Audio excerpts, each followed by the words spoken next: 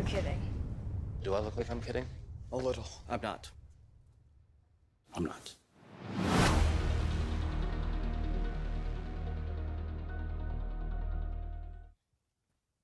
Hello and welcome to Disney's epic adventure, A Wrinkle in Time, brought to you by a female lead and the Sunday Times Style, and directed by the incredible Ava DuVernay. Now, A Wrinkle in Time is an epic adventure. Hoop it up! A Wrinkle in Time is an epic adventure through one girl's transformative journey with the help of 3 guides. Tonight is a very, very special night. So to get things started, please welcome to the stage the Sunday Times parenting columnist and the editor-in-chief of Style, Lorraine Candy.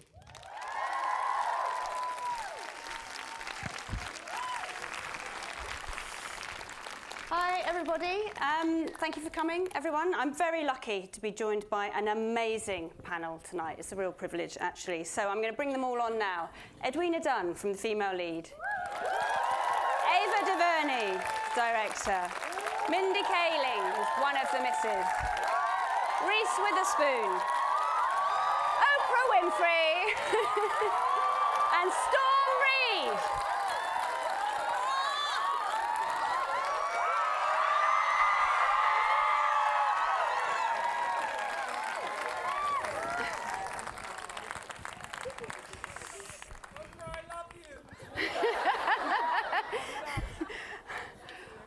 Okay, well, welcome to our debate, The Power to Empower. We are live streaming on the Sunday Times Style website and also on the Female Lead website, Facebook, all the way through this evening. And if you're following it on social media, the hashtag is Wrinkle in Time, not A Wrinkle in Time. So, thank you very much for coming. It's amazing to have this panel, and it's also amazing to have this audience. We have a really distinguished audience. Teenage activists, groundbreaking teachers, scientists, tech industry gurus, award-winning journalists and authors, and a Nobel Peace Prize winner.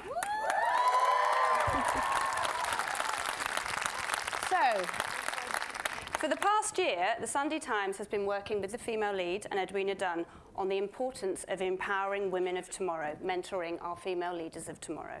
And we've been focusing on the STEM industry in particular, because these facts are quite shocking about the STEM industry in the UK. Only 1 girl in 31 takes maths and physics at A-level here, and only 25% of the STEM graduates are female. And this means our daughters are not qualified for the jobs of tomorrow, which we don't think is fair. So strong role models are absolutely vital in this area. So never has a film like Wrinkle in Time been needed more, and you'll understand why that works when you see this amazing film. So I'm going to start the debate by asking a question of the panel about leadership. When Ava was casting for this film, she said she wasn't looking for actors, she was looking for leaders, which brings me nearly to Edwina, who set up the female lead. Do you want to tell us quickly a bit about the female lead and why it's so important, and what makes a leader, a female leader? Well, I think the answer to what makes a female leader is there isn't one formula. In fact, we showcased in the book that you should have on your chairs, this is an extract, 60 different wonderful, amazing stories of very, very different female leaders. And I'm absolutely delighted that Ava DuVernay was one of the women that we showcased and has brought to life this incredible story of how she became film director. We want to take these stories and bring them into schools, and we have lots of you here tonight who are already living and breathing the female lead in our schools. You're giving 18,000 of these books, aren't you, to schools across the US and UK? It's we are, so 18,000 are being gifted.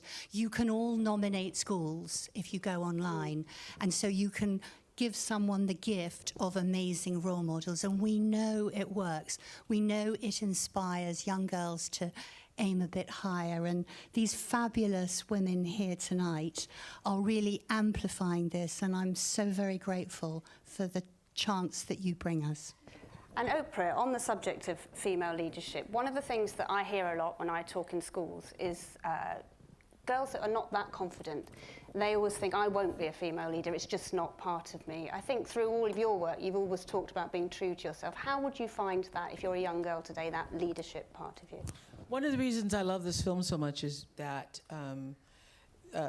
when we filmed, Storm was 13 years old. Now she's 14 years old. And that was really one of the most tumultuous, difficult, really terrible times in my life when I was trying to figure out who I was and I was going through a lot of trauma.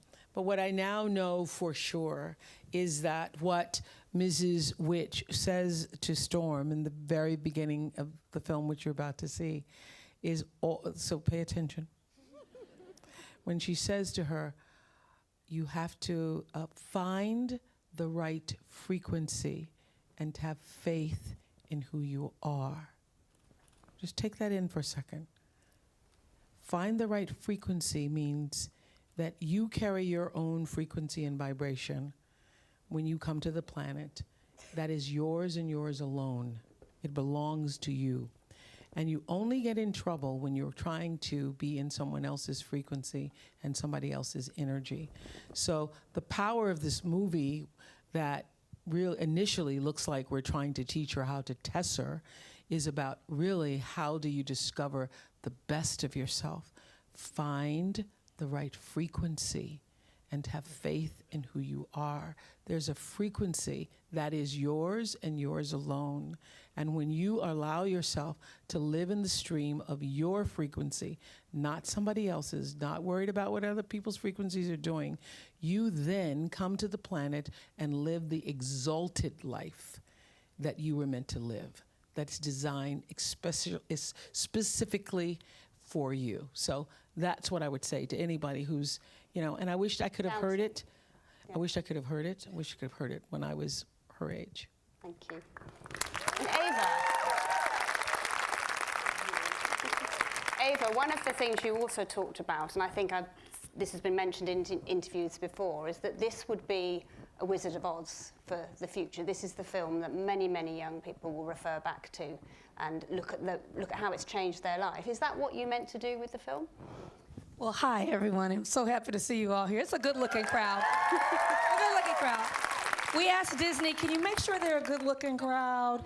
And good-looking is not just the exterior, it's the interior. It's the light that shines from you, and that's what this film is about. And that's what we really wanted to say in the film. We wanted to give a slice of sweetness. There's a lot going on in the world, a lot of turmoil, a lot of darkness and division. But we want to tell kids, and this film was designed for real kids and kids at heart, that they can be a light. And so that's what we all have tried to do. I think that's why I was so attracted to each of these women as artists to be a part of the movie, because in their own lives they are dynamic, fully powered humans who are emitting light wherever they go. And so, and then we found the great Storm Reid, and it completed the picture. And so this film is a love letter from all of us to young people. It's something that we really want to be in the world right now, and we hope people enjoy it. Thank you. And one of the things that I'm encountering, it's a new buzzword around young women and pupils at school, is the word resilience, how to raise a resilient girl. I've been asked about it about 5 times now. So it struck me this film is about it, but it's also, I'm going to talk to you, Reese, actually, because you have a teenage daughter. I've got my 2 teenage daughters here as well this evening. How do we raise resilient girls? Or how do we raise resilient children? Because you've been doing such amazing work with Time's Up, which has been very personal to you, and you actually, that movement has been extraordinary because of the swift way you ignited that, but you've had to be very resilient around that. Yeah. Well, thanks. Hi, y'all. Hi. Yeah, I think this movie really, first I read it when I was 11 years old, and it really stuck in my heart because it was this epic adventure, but it had a little girl at the center of it. And I never read anything like that before. And I read every book in the series. I thought it was so magical. And also, it's not just externally what this little girl, Meg Murray, is fighting internally. She's fighting self-doubt and insecurity, and has to not only travel through the universe to save her father, but she has to save herself. And every woman I know has had to save herself. There's nobody coming riding in on a white horse, despite all the other Disney movies. No one's going to save you. And that's a big piece that I talked to my daughter about, and talk about resilience. You got to be tough to be a woman in this world, These women wake up every single day, work hard, bring home money, take care of their kids, and they don't get a lot of thanks. And but I think this film is a beautiful message about, like Ava said, we are bombarded with negativity every day, and every day. And all other of role us. models that are not brilliant. No, I mean, and it's overwhelming. But if you can find a little bit of hope and a little bit of happiness, and whatever it is inside of you that wakes you up in the morning, makes you smile, makes you dance, makes you love your friends, that's the stuff you got to go for. So that's what this movie's about, and I think moms are going to love to take their kids, and I think everybody's going to sort of alight to that idea that we all have a light inside of us, and you just have to let it shine. And Storm Reid, you are 14. You are you are most of the screen time in this film. It is extraordinary, and you've obviously grown up acting. How do you find that inner resilience? As a teenage girl today? Yes. Hi, everybody. How do I find my inner resilience? First of all, I think resilience is being strong and not physically strong, but mentally and emotionally strong. And I feel like it's about having faith and persevering. And stuff is not going to go right in our lives. Stuff doesn't go right now as teenagers. We're just trying to figure out what we're trying to do, grow up, get through school, a whole bunch of stuff, do chores. But Are they making you do chores, Steph? yes, of course. Yes, ma'am. Where are my daughters? She's doing chores. No, but I think it's just like, just being strong and finding the light from within yourself and just being okay with yourself to be strong and be strong for others. Because as women, we have to, or being a young woman, you have to be strong for others, and you have to be able to take a lot of pressure when you necessarily don't want that pressure. And I feel like it's living by faith, not sight. And sometimes things are not going right, and it doesn't look like things are going to go right. But as long as you have faith, then you'll be able to push through and be resilient. And are these are women have been role models, I'm gathering, for you? Yes, ma'am. Yes. Yes, yes, ma'am. Miss Ava, Miss Oprah, Miss Reese, and Miss Mindy are so amazing. And to be able to not only, well, as an actress, be able to share a screen with these three women is so incredible. But to be able to just learn from each and every one of them and have them in my corner to pour into me, and just be able to have them as like friends and aunties is amazing. Yeah. We're all a bit jealous. Thank you. Yeah.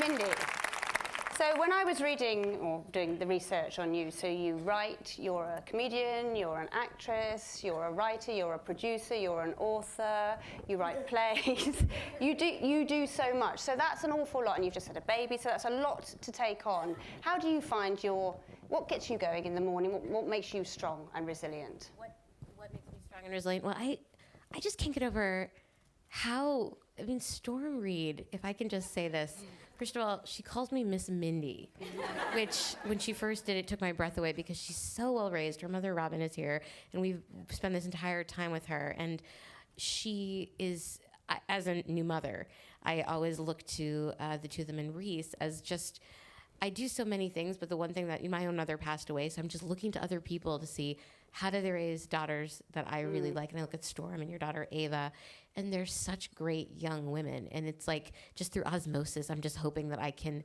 steal whatever it is that they're doing to make these young, poised, beautiful, and very polite young women. So I think that's great. That didn't answer your question. What was the question? It was that. Where's your inner strength? How do you my get inner that strength. resilience when you do so many different things? I don't know about my inner strength. every day I look up and I feel, as many women out here feel, like we take on a lot. When you're an ambitious woman, which is not something that's necessarily cultivated by society, you try to do all these things, and I even this morning you think like my daughter's back in New York, and my inner strength comes from one was the example that people like my mother left for me. She passed away 5 years ago, but she burned so brightly. So I think about her, and then honestly, the gift of having worked with these women and seeing what they do. These are definitions of multi-hyphenates. They're doing what I'm doing, and they just have the resolve. I think Oprah gets a lot through her faith. And so do you, actually. And that sort of renewed my interest in my faith, something that I've kind of ignored for a lot of my life. So yeah. Now, we've got time for some questions from the audience. I would like to ask Maggie Alcock, who is a space scientist. And she's a TV presenter as well in this country. So, Maggie, you have a question, I believe. I do. Thank you very much. You're a space scientist? Yeah. I am. So cool. She's famous. I know who she is. Amazing. She's famous. Hello. Amazing. Thank you for coming with us. Oh my goodness. I'm sorry. Thank you so much. So, in the UK, as has been mentioned, we have, unfortunately, a deficit of scientists and engineers, and that deficit could be fulfilled by girls sort of taking up this subject. Over the past 10 years, I've seen 250,000 school kids trying to get them excited about science. But do you really believe that films like this can do what I call the desire to aspire, give those girls the desire to aspire, so that they literally reach for the stars, and that we can bring out the scientist in everyone? Ava, what do you think? I think so. Yes. I think so. I was hoping you'd say that. Yes. One of the things that you'll see in this film that I think is so incredible is also some of the basis of Madeleine L'Engle's book, The Great Woman Who Wrote This novel that the story is based on in 1963. Meg, you're going to see, she doesn't solve problems and save the world through any superpower. She's not a Jedi. She's not in the future. She doesn't have magic inside of her. She is using her brains and her heart to get everywhere that she goes. At different points, 3 different points, see if you can find them in the film. 3 different points, she uses math and science to move the whole crew of people forward. Actual math. At one point, she walks on math, which is a cool sequence in the film. At another point, when she's flying, someone asks her, "How are we flying?" She gives a math. She tells a science equation as to why. And so all of these points that I think are so incredible. You have a girl at the center of this movie, but we have her at the center of this movie not necessarily using physical strength, not necessarily using the strength of magic or of powers that are outside of her. She's using the light and the intellect that she has inside of her, and it's part of the story that we think is very beautiful. So I hope that it gets more girls interested in math and science and engineering. It would be incredible to know.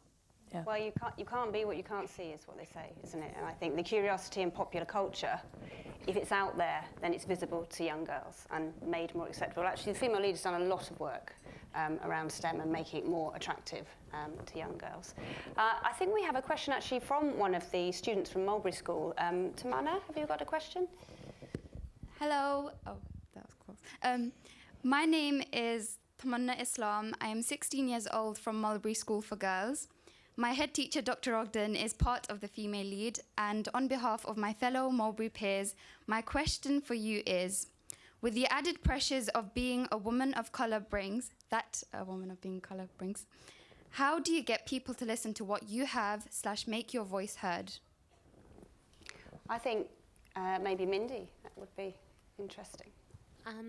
I think it's challenging. I think it's really challenging. I think it takes a great deal of confidence, because I don't think people necessarily sit up and want to hear what you have to say if you are a young woman of color. And I think that for me, I felt in my life I would get a lot of discouragement. And what I would always do when I was young was sort of listen to it and then quietly just sort of nod and then just sort of do my work quietly and plot about what I would do. But I think that, I mean, Ava, maybe you can help answer this question. It's such a good question. I think, it's important that girls of color, understand that they have to cultivate something inside of themselves and be able to listen to themselves before you expect anyone to listen to you, and that's the same for anyone. But I also think that it's important that people who are not of color and not girls are allies for girls and people of color. There are a lot of men in the room. This movie's for you too. There's some guys in it, don't worry. But in this film, our colleagues, Chris Pine and Zach Galifianakis, Levi Miller, Derek McCabe, Michael Pena, Andre Holland, all came together to tell this story with us. I think it's an example of men and boys also having a responsibility to what's going on in the worlds of women and girls, because they're so interlocked. We're all human beings, and we really need to have a give and take. So men and boys are a part of this story, and they're a big part of the story, because so much of the burden that we carry as women and as girls can be lightened and alleviated if we had great male allies. Any good male allies out there? Anybody? Anybody? You're not raising your hand. Be proud. Be proud. I saw one guy with his daughter there. He did like that. I see you in that white shirt. Yes, sir. Good for you with your kid. Yeah. I'd now like to turn to Laima Gabawi. Where are you sat, Laima? Ah, there you are, Laima, because I believe you have a question that you'd like to ask I as do. well. I'm Laima is our Nobel Peace Prize winner. It's a real honour to have her here. Thank you, Oprah. It's an honor to be here tonight, and I'm happy to see us taking the lead. From my own life and my work, I tend to know without a doubt the strength and the incredible power that women bring to any scope, any space, and any theme. But we still have a problem in the world today. The power of women is a little bit underestimated. The status quo has not changed. How do we get there? Because I got a letter from my 20-year-old, January 22nd. Why do we protest? Why do we burn bras? Why do we strip naked when patriarchy, the foundations of patriarchy is still solid? How can we change that? I think Oprah's probably be quite good at answering that. I think Oprah will change that. You want me to answer the woman who won the Nobel Peace Prize and then wrote "Mighty Be Our Powers"? I think you could answer it, but this is I also feel exactly as you do. I've always felt the strength of my spirit, my essence, because I knew that I didn't get here by myself. I was carried by a lot of other women and also a lot of other men who came before me. And I think knowing that strength and that power for yourself is the most important thing. And I will have to say, I have been underestimated my entire life, and it's the greatest thrill. I got to be a wealthy woman. I was just saying this to somebody today. The reason why I got the deal and the contract that I did, because nobody expected me to hit the rates and the limits. So they said, oh, sure, we'll give you half. We'll give you half of the show. We'll give you half of the money, because they never expected me to reach the limit. So in every situation I've ever been in, I've been underestimated, and it's a thrill. It is a thrill, because I know inside myself, when I first made the decision to go from being just a talent on the show versus someone who owned the show, they said, you have to take the risk that if you win big. If you lose, you lose everything.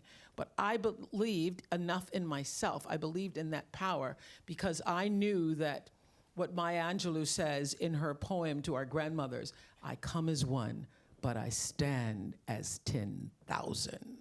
I know that there's an army behind me, and that my being here, the message that you'll see me give to Meg in the movie when Mrs. Witch says, do you know how many millions of events had to occur in order for you to be exactly the way you are?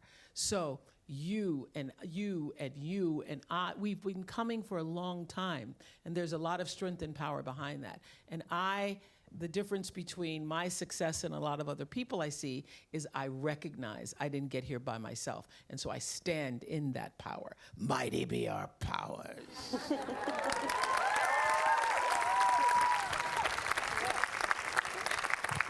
That's an answer. There you are. Good answer. Edwina, I think also just to pick up a little bit on working with men, you've worked in very male-dominated areas. You're a data pioneer, you're an entrepreneur. If you could just give us a little bit of advice around working in a male-dominated environment and the kind of what I see when I see you, a sort of quiet power that you have. Yeah, I'm just wondering if I might interest Ava in the data science world, because it's also very exciting, because we're storytellers, That's the work that I was consumed by and have really enjoyed. But as I did it, as I worked with retailers and consumer products companies, the Nestle's, the Crafts, the Coca-Colas around the world, every boardroom I walked into, it was male. And it was quite a strange experience. You know, I absolutely love what Oprah said. You know, if you stay true to who you are, if you play, you know, your beliefs out, give your very, very best advice, you slightly surprise men when you're in the boardroom, when you're talking to them. And they kind of just go for it and kind of embrace you. And it's a very, very, you know, you can make a virtue out of being different. And I think we have the wonderful Michaela de Prince here, I know. Yes, I know Michaela was going to ask a and I know because she said something that has stayed in my memory a long time, which is about how being different can be a virtue and you can turn it into a virtue. I think you talked about poppies in a field, and I've always remembered that beautiful comment. Yeah, well, for me, I'm from Sierra Leone, West Africa, and being born with vitiligo, I was already discriminated and ridiculed because of the way I looked. So I thought, okay, great, I'm getting adopted. I'm gonna have an amazing life. Everybody's gonna love me for the way I look. And then all of a sudden, it was the fact that I was brown and that I wasn't good enough. And I grew up in a class with only white girls, and even now, it was a struggle for me to tell people, you know, I'm not gonna wear pink tights because I am brown. I am not white. I don't look right wearing white tights. And so for now, you know, I just try to inspire people and to say, don't be afraid to be a poppy in a field of daffodils, and to accept who you are and to accept your flaws, and yeah, to just shine bright. Yeah. Thank you. Michaela, do you want to ask a question? The daffodils. Yeah. When you think of a poppy in a field of daffodils, whoa, I love it. Yeah, very beautiful. No, unfortunately, no, I didn't have a question. Oh, well, I'm glad we got to speak to you anyway. Okay, sorry. I think we've got time for one more question. Afua, do you want to? Thank you. It's such a joy to be here, not just because of such an incredible panel, but the audience as well. There's such great energy here. So thank you so much. And Oprah, one of the things that I love about what you say is that it's so strategic. You know, as well as being so talented and powerful and strong, you also have this strategic way of looking at things, like turning being underestimated into an advantage. So the question I want to ask you all is, I think we live in quite toxic times in some ways, and something I struggle with personally. I'm a journalist and a writer, and I often find myself in these really hostile debates where I'm having to kind of justify my existence and my perspective as a person of color and my very identity. And I see women like you creating your own narratives and building your own projects. And when young women come to me and ask for advice, I'm often genuinely torn between saying you need to be the voice in that hostile place, the person inside that changes it, or whether to say don't even engage, just do your own thing, build your own future. And I think it's the dilemma that for many people, do you try and achieve change from the inside, or do you now use the new opportunities that are available to us in this age of technology and create your own thing? So I wanted to ask you what your advice is, what you think women should do. I think Oprah, maybe to start. I believe in working from the inside out. I believe that everything that this movie says and stands for, and all of the reason why Ava is such a brilliant visionary director, she cast me as Mrs. Witch. And everything that Mrs. Witch says is what I already believe. As I'm reading the script, I say, oh, this is what I've said. I've said this before. I know. Mrs. Witch and I, we share the same religion. We share the same philosophy. I believe it's working from the inside out. I think your only job on earth is to work on you, is to find your frequency, and to allow what you have to offer. See, love, as you will see in this film, love is the victory. You do not meet the darkness. You do not meet all the craziness. And even today, as I hear myself say, oh, it's such, times are difficult and it's such a critical time. What if we all changed the paradigm and said, look at the rising. Look at what's rising up out of this craziness. Look at the people who are running for office, who are standing up, who are becoming writers, who are becoming victors in their own life, who are looking for the light. And what if we just shifted it from, oh, it's so bad, it's so terrible, it's so awful, it's so that, to look at what is coming out of this. And if you work on that light inside yourself, which is the only job you have on earth, is to figure out what that is and what you have to offer, and then offer that in love, in grace, in kindness, then you bring more light into the world. You cannot fight the darkness with the darkness. You cannot meet it with your own aggravation, your own agitation. Every time you get upset and angry and frustrated when you turn on your phones and you look at the news, you are contributing to the hysteria.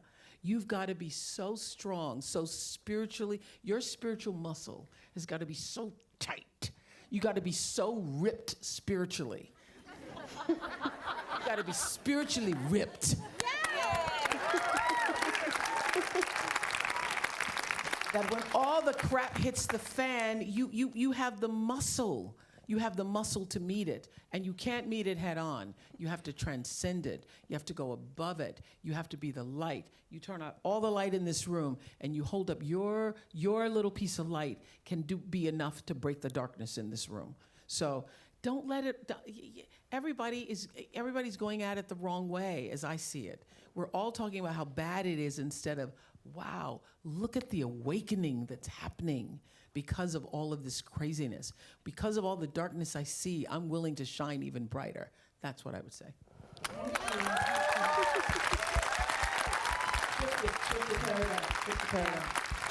Well, thank you very much. Oprah's very wise. It's fantastic. Thank you for Mrs. that. Witch coming into That's all the time we have for questions. I hope everyone that's watching this live on Facebook has enjoyed it. We're at the Wrinkle in Time European premiere at the BFA IMAX. We just love saying it. Can you say again?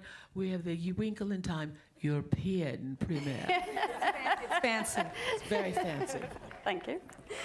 So thank you very much. So we're saying goodbye to everyone online now. And the movie opens soon. Online, thank you.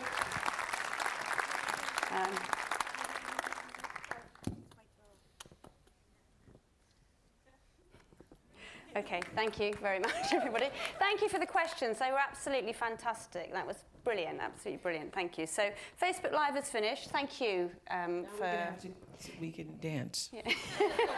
No, it's brilliant. Thank you very much. Thank you for your honest, open answers. So I'm going to leave Ava to introduce the movie. It's time to see the movie, you guys. And I just wanted to let you know that we all came together. I feel so fortunate. I want to thank Disney, because Disney actually gave me, someone that looks like me, the opportunity to make a film like this. And that's a rare and beautiful thing. So thank you to all our friends at Disney around the world. One of our the good guys, because there's some good guys out there beyond our guys in the film. We had an incredible producer on this film who's here tonight, Jim Whittaker. Where are you, Jim Whittaker? Jim Whittaker here? Probably backstage. He's in backstage, but he's really a great guy. Is that you, Jim, up there? Jim. There's Jim. Give everybody a hand. Jim, a hand. You need good guys around. You need good guys, even when you have strong, incredible women. But these women all came together, including our queen, Storm Reed, to tell this story. This story was designed for young people. We studied what young people have said that they want to see. Young people are thinkers. Young people are brilliant. Young people have hope and possibility. And young people, we just want to remind you to turn your light on. You can keep it off when you wake up in the morning, or you can decide to turn it on. And so that's what happens with Meg. At the beginning of the film, first 15, 20 minutes of the film, her light is shut off. It's dark in there.